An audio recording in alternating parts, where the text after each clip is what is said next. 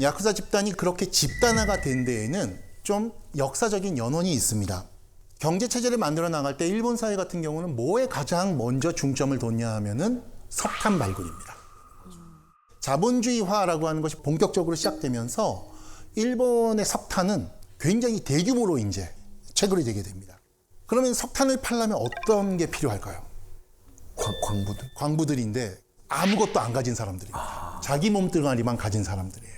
자, 일본의 전통사회는 특히 이제 농업사회다 보니까 일본의 전통사회는 어떤 사회냐 하면은 가산을 장남이 물려받는 체계입니다. 그게 우리가 뭐라고 얘기하냐면은 일본의 이해제도입니다. 장남이 모든 걸 상속받아요. 그러면은 차남, 삼남, 사남은 어떻게 되겠습니까? 떠나요. 떠나야 됩니다. 실제로 아무것도 못 물려받고 떠납니다. 그래서 도시부로 흘러 들어와서 굉장히 사회 저변을 형성하는 인구 집단이 됩니다. 그 외에도 어떤 도망자 신세라든지 오갈 곳 없는 사람들, 이런 사람들이 이제 뭉치기 시작합니다. 그래서 이들이 모이는 게 바로 탄광과 항만입니다. 항만에 왜 모여드냐 하면 옛날에는 일본 말로는 와타리 부네라 그러죠. 저기 먼 그 바다 위에 큰 배가 있고 부두까지 배가 다녔어야 돼요. 하역하는. 이 일도 어떤 사람이 하냐? 바로 몸뚱아리 하나만 있는, 숙련이 필요 없는 일이니까. 말 그대로 단순 노무를 할 사람들이 대거 필요해졌다라는 거죠. 그럼 여기에 생활 환경이 어떻겠습니까? 남자들끼리. 굉장히 마초적인 세계입니다. 이렇게 막 이런 사람들이 와가지고 이 싸움도 빈번하고, 이 사람들이 일 끝나면 뭐를 하겠습니까? 술 마시고 도박하고 이런 거겠죠. 굉장히 거친 세계가 이제 항만과 탄광을 중심으로 성립을 하는 거예요. 그리고 더불어서 이들이 그냥 낯선 동네에 와서 저 일할래요 그래가지고 일을 할 수 있을 리는 없겠죠. 오면 어쨌든 간에 커넥션이 있어야 되는 겁니다. 그러면은 이 사람들이 처음 와서 누구를 찾아가냐? 바로 그 동네에서 이름난, 우리로 따지면 십장입니다. 그게 바로 오야붕입니다. 그래서 그 오야붕 밑으로 들어가는 사람들을 코붕이라고 부릅니다. 그런데 이 오야하고 코라고 하는 게 바로 부모 자식이라는 말이거든요. 그래서 이거는 뭐냐 하면은 새로운 가족을 구성한다라고 하는 굉장히 상상적인 가족이 되는 거예요. 야쿠자라고 하는 게. 그래서 야쿠자라고 하는 조직들이 초창기에 보면은 여기저기 떠돌아다니면서 이제 그 집단, 그 그룹이 일을 찾아다니는 거죠. 그렇게 해서 3, 3, 5 모이기 시작한 게 바로 야쿠자의 원형입니다. 그래서 이런 말하자면은 뭐 10명 정도 규모의 하나의 구미, 이게 구미예요. 그러니까 김제우 오야붕 밑에 한 10명 정도 꼬붕이 생기면 김제우 오야붕은 이 꼬붕들을 먹여 살려야 되는 의무가 생기는 겁니다. 그렇게 해서 이 김제우 오야붕은 먹고 살기 위해서 김상중 부분 밑에 들어가서 이 조직이 커지는 거죠. 그런 야쿠자 조직이 1차 코분, 2차 코분, 3차 코분 이렇게 될 거잖아요. 피라미드처럼. 그럼 한 8차 조직까지가 있습니다.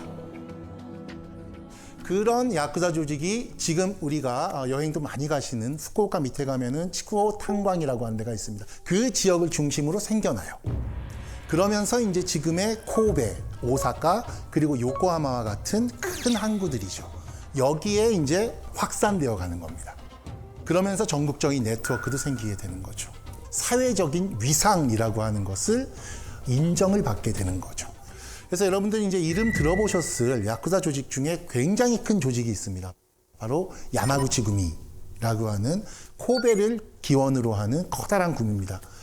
이 조직은 야마구치 구미의 오야붕 그러면은 이제 거의 천왕급의 그거고, 실제로 이렇게 해서 조직이 커진 오야붕들은 국회의원도 합니다.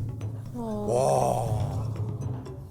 또한 이 오야붕 교체식이라고 하는 것, 이게 TV로 중계된 세상에. 야쿠자라고 하는 조직들은 70년대, 80년대 같은 경우에는 자기들 신문도 있었습니다. 그리고 무슨 사회적으로 물의를 빚는 뭐 야쿠자 조직들 간에 뭐 어떤 항쟁이 있거나 이러면은 그것들에 대해서 공식 기자회견도 열고, 그리고 우리로 따지면은 굉장히 유명한 가수들이 이 오야붕의 생일 파티에 가서 축하드립니다 그러고 노래를 부르고 그것이 전혀 문제가 될 게 없었던 그런 일본 사회였다라는 거죠. 나머지 야쿠자들은 사실 우리가 이미지하는 것처럼 화려한 생활을 보내거나 그러지 않아요. 그리고 일본의 특히 이제 지금 계절이죠. 좀 덥긴 더운데 마쓰리라고 하는 거 혹시 보신 적 있으십니까? 막 이렇게 막 축제. 포장마차 같이 이렇게 나와서 이렇게 매해 반복되는 그런 마쓰리가 몇 가지가 있을 거잖아요. 그 지역 사회에 그런 거 관장하는 건 다 야쿠자입니다. 이 노점상들을 배분해 주는 거죠. 이런 건 전부 야쿠자 일들이었습니다. 그럼 그 지역 사회에서 이 마쓰리라고 하는 공간에 트러블도 없고 이 마쓰리가 스무스하게 진행되기 위해서 일을 하는 게 바로 야쿠자의 임무였던 거죠. 경찰과도 협조하고. 당연히 그렇죠. 그래서 경찰이 그 마쓰리에 야쿠자 같은 사람들이 이렇게 들어와서 이거를 모두 관장하는 게 좋지 않다. 그래서 한번 야쿠자를 배제한 적이 있습니다. 마쓰리가 쫄딱 망합니다. 왜냐하면 야쿠자가 단순히 트러블이 없게 분배하고 진행시키는 일만 담당하는 게 아니라 집객, 사람들을 모으는 일도 야쿠자의 몫이었기 때문입니다. 그때 야쿠자가 마쓰리에 사람들을 많이 모이게 하고 즐겁게 진행될 수 있게끔 하는 원동력이 뭐냐면 바로 야쿠자들의 가오입니다. 가오, 얼굴이란 뜻인데 가오가 굉장히 중요합니다. 가오라는 말이.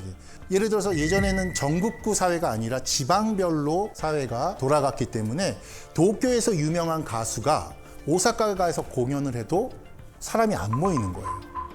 그때 도쿄에 있는 가수가 오사카 가서 공연을 하려면 거기에 야쿠자 도목에게 편지를 보내면 누구누가 이제 가서 공연을 할 테니 그 공연을 좀 잘 좀 진행되도록 도와달라. 그러면은 가수의 콘서트에 사람들을 모으는 역할을 하는 겁니다. 흥행을 시키는 거죠. 그게 바로 야쿠자의 가오라고 하는 겁니다. 이거는 TV 시대가 열리기 전에는 야쿠자가 전부 흥행을 관장했었습니다. 왜 그러냐 하면은 지역의 가오가 흥행을 보장했기 때문인 거죠. 신뢰의 원천이 됐었던 거죠. 그래서 예능 이런 것들을 관장하면서 그 세계 안에서 이제 사는 거죠. 그럼 이 사람들은 뭘 하냐 하면은 기본적으로 야마구치금이라고 하는 배지를 달아야지 지역에서도 가오가 쓰는 거거든요. 그래야지 자기 생계를 유지할 수 있는 거죠. 가오가 유지가 되니까. 그냥 듣보잡 구미에서는 가오가 안 쓰는 거죠. 그러면은 그 가오를 유지하기 위해서는 상납금을 내야 됩니다. 회원들의 자발적인 회비로 운영되는 게 이 조직이지 사업을 하는 조직이 아니거든요. 그러다 보면 어떻게 되겠습니까? 이 조직원들, 밑에 조직의 조직원들은 열심히 돈을 벌어야 되는데 영세한 시골 야쿠자들은 돈 벌 길이 막막합니다. 이런 야쿠자가 그런데 몰락의 길을 걷게 됩니다. 64년도에 올림픽이 열리죠. 일본에서는 올림픽이 열리는데 일본 역시 원자폭탄을 2방 맞은 패망국이라는 이제 오명을 싣고 세계 무대에서 자신들은 굳건하게 이제 좀 민주적으로 평화적으로 재건을 했고 아직 건재하다는 걸 너무나도 과시하고 싶었던 그런 이제 야망이 있었던 거죠. 그런 메가 이벤트들을 유치하면서 사회를 물리적으로 또한 정신적으로 위생화라고 하는 그렇게 불릴 수 있는 그런 방향성으로 사회가 정비되기 시작합니다. 근데 그때 일본 정부의 발목을 잡은 게 바로 야쿠자입니다.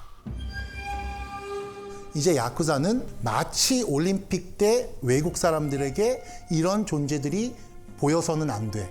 추방되어야 되고 제거돼야 될 존재라고 하는 형태의 인식이 생겨나고 그런 방식으로 이제 권력의 어떤 작용이 달라지게 되는 그런 과정을 겪게 되는 거죠. 그렇다면 이런 사람들이 어떻게 이제 그렇게 범죄 집단화 되어 가는가라고 하는 거는 80년대가 되면은 일본은 80년대에 세계에서 가장 잘 살고 돈이 많은 나라였습니다. 돈이 많으면은 보통 한국 사회도 어디로 가게 됩니까? 부동산. 부동산이죠. 일본의 80년대에는 일본은 사면이 바다고 경치가 좋은 게 굉장히 많기 때문에 리조트를 그렇게 많이 지었습니다. 그 리조트 건물들 거의 대부분에 야쿠자가 개입돼 있습니다. 그러면서 이제 도로를 비롯해서 사회 기반 시설을 야쿠자가 전부 관장했었습니다. 그런 식으로 이제 말하자면은 국책 뭐 혹은 커다란 어떤 인프라스트럭처를 만들어 나가는 그런 공사에 야쿠자들의 존재가 반드시 개입이 되었었던 게 일본 사회인 거죠. 지방의 관광지뿐만이 아닙니다. 도시부에서도 엄청난 재개발, 젠트리피케이션이라고 하는 것들이 80년대에 일어나면서 거기에 개입해서 야쿠자들은 큰 돈을 벌게 됩니다. 그러면 이때 당시에는 일본 정부도 야쿠자를 어떻게 보면 좀 공식적, 비공식적 인정을 해준 단체겠네요. 맞습니다. 자, 그럼 일본 정부는 왜 야쿠자와 긴밀한 관계를 가졌던 걸까요? 바로 비용 때문입니다. 정부 입장에서는 거기에 대한 인건비 혹은 인프라 구축 혹은 이제 노역비 이런 것들이 이제 절감이 되게 되고요. 이런 기업, 회사들 간의 분쟁 조정도 알아서 해결해주고 그리고 이제 커미션을 알아서 챙기고 가니까 사실 국가가 특정하게 개입을 하지 않아도 손안대고 쉽게 이제 코푸는 그런 이제 일이 가능해지는 이런 게 이제 야쿠자의 역할이었던 셈인 거죠. 그렇다면 이게 어떻게 혐오와 연결이 되는가? 그러다 보니까 굉장히 커다란 사회 문제가 이제 곳곳에서 발생하기 시작합니다. 뭐냐 하면은 토지를 사고, 그렇죠? 거기 살고 있는 사람들을 내쫓고 재개발을 해야 되기 때문에. 재개발 철거해서 한국식으로 얘기하면 용역 깡패화되는 거죠. 특히 이제 예를 들어서 야쿠자 조직끼리 싸우잖아요. 그러면 총도 쏘고 뭐 칼도 쏘고 살인도 일어나고 하는데 그럴 경우에 좀 조직에서 비중이 있는 사람이 실제 범인이라고 하더라도 젊은 사람을 보냅니다. 경찰에 자수를 시키는 거죠. 경찰도 압니다. 얘가 진범이 아니라는 것을. 하지만 걔를 잡아들입니다. 경찰도 야쿠자의 가오를 세워주는 거죠. 그렇게 해서 불문에 붙이는 거죠. 그래서 사실 문제가 되는 게 법보다 오야붕이라는 인식이 이렇게 좀 사람들 사이에서 이제 정착하게 되는 거죠. 그렇게 함으로써 야쿠자가 80년대에 굉장히 이제 좀 사회적인 물의를 일으키게 되죠. 사실은 우리가 초창기 자본주의로 조금 이야기를 돌려서 야쿠자들이 마약하고 이제 연루된 거는 역사가 오래되었는데요. 일본에서 1950년대에 마약 단속범이 생기기 전까지 히로뽕이라고 하는 거, 필로폰이죠. 굉장히 초창기에는 조야한 것이었는데 이게 합법이었기 때문에 그렇습니다. 정확하게 합법이라기보다는 규제할 법이 없었기 때문에 그래요. 그래서 많은 문인들이 패전 직후에는 히로뽕을 상용을 합니다.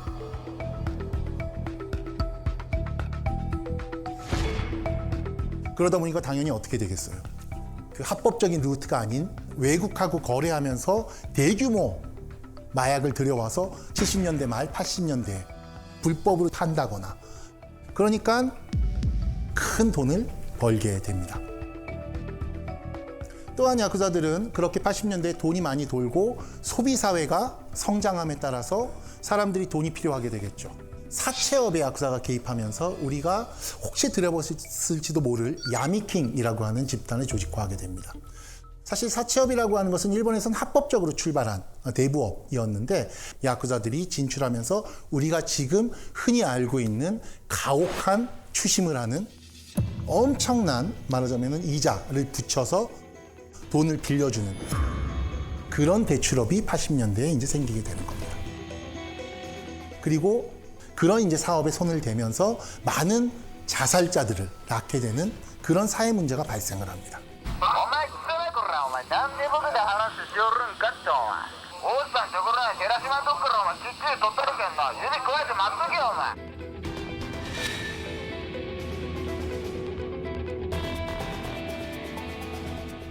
아, 최악인데. 그리고 이 경륜, 경마, 공공적인 어떤 도박 사업을 하는데 여기에서 부정 경기 이런 것들에 이제 개입을 하게 되는 겁니다. 일본의 메이저 산업 중에 또 하나 야쿠자와 관련된 산업이 있는데 바로 호스트 산업입니다. 야쿠자들은 이런 호스트 업체들과 보호비의 명목으로 이제 연결이 되고요. 뭐냐 하면은 우리가 뭔가 트러블이 생기잖아요. 해결을 해야 되고 변호사를 선임해야 되고 그리고 시간도 오래 걸리는 이런 경험들을 이제 하게 되는데 그때 해결사로 야쿠자를 부르는 겁니다.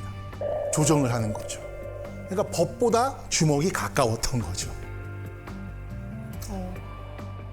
그러다 보니까 굉장히 커다란 사회 문제가 이제 곳곳에서 발생하기 시작합니다. 뭐냐 하면은 유흥업에서 가오를 이제 내세운다거나 도박장을 운영한다거나 대부업, 추심을 하는 이렇게 사회적 물의를 일으킨 야쿠자들을 어떻게 하기 시작하냐 하면은 더 이상 사회에서 이 사람들이 살아서는 안 된다라고 하는 방향으로 야쿠자의 제거라는 방향성이 생깁니다. 이 야쿠자를 쳐낸다라고 하는 거는 그런데 일본 사회에서는 굉장히 어려운 일이었어요. 왜냐하면 너무 많이 연루가 되어 있기 때문에. 아까 말씀드렸던 담합도 그렇고 일본의 정계, 공식적인 사회와 연루가 되어 있었기 때문에 사실 90년대 이후에 야쿠자를 쳐낸다. 이게 상당히 불가능한 기획, 시도이기도 한 거죠.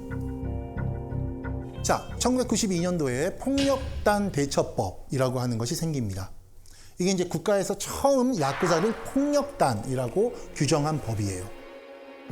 반사회적이고 범죄를 조장하는 집단이라고 이제 법적으로 규정이 되는 거예요. 그러니까 많이 바뀐 거죠.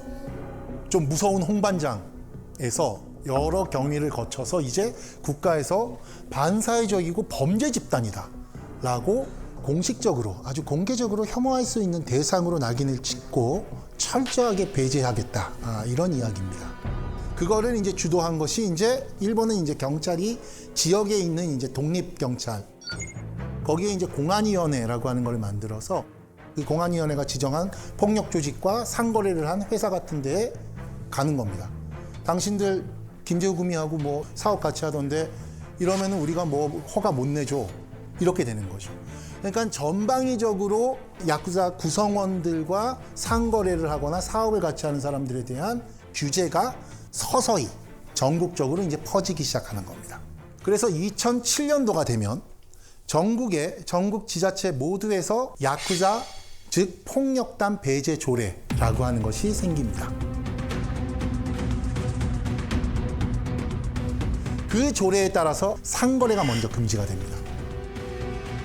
은행 계좌를 못 만들고 집을 못 구하고 핸드폰을 못 만들고 이런 일련의 공식적인 추방 속으로 이제 내몰리는 상황이 이제 벌어지게 됩니다. 이 사람들은 어떤 존재입니까? 사회적으로 무리도 많이 일으켰고 무서운 존재고 그러다 보니까 가혹한 추방을 당하게 되는 겁니다. 일상의 캠페인처럼 이제 상황이 이제 벌어지게 됩니다.